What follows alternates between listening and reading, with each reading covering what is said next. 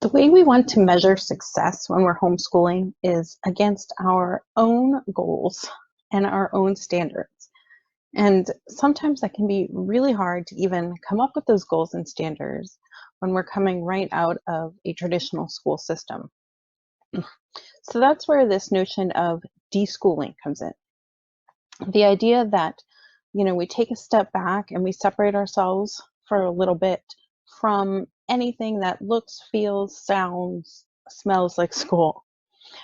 Especially if our children have had a bad experience in traditional schooling. They may have, bad feelings about themselves. They may think they're not smart or not intelligent or not capable of doing the work. And they really need some time to decompress, to let all of that go, and to start seeing themselves in family life primarily, in your home life primarily, instead of as a student primarily, right? Because when they're in traditional school 6, 8 hours a day, that is really the focus of their life, how they associate with other students, where they fit in the whole school hierarchy, and how they are in a classroom.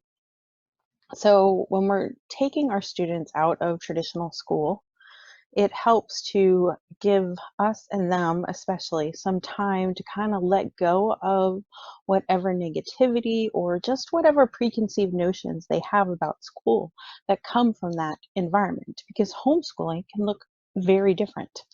And as parents, sometimes we need a time to separate ourselves from the notions of success that come from the schooling environment. Because remember, education and schooling don't necessarily have to go together. We can educate ourselves outside of anything that looks like schooling. And what do I mean by that? The manipulatives, the textbooks, the workbooks, the top-down approach of giving instruction. It may end up working for your family, but you may not even know whether that's going to work or not work if, you withdraw from school one day and the very next day you're sitting your child at the table with the workbooks and the full curriculum and the full schedule.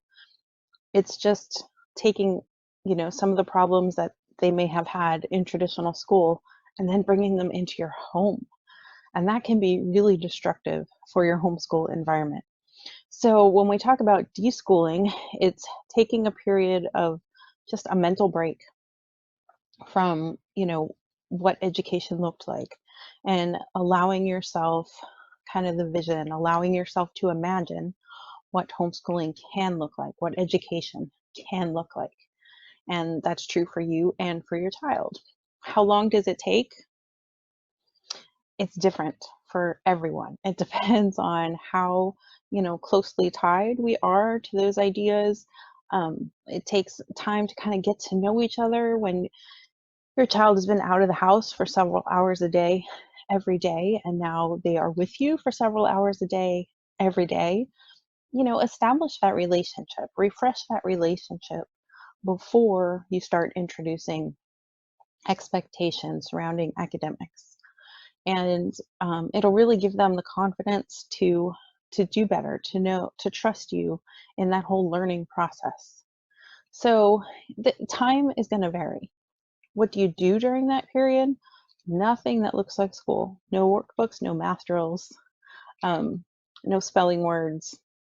Just live life and kind of, just take a break. You can go on field trips. You can go see interesting things. You can pursue interests and hobbies and the things that you like to do together, and establish things that you like to do together. Do you like to go on field trips together? Um, do you like it when it's just your family, or would it be better if you had a group?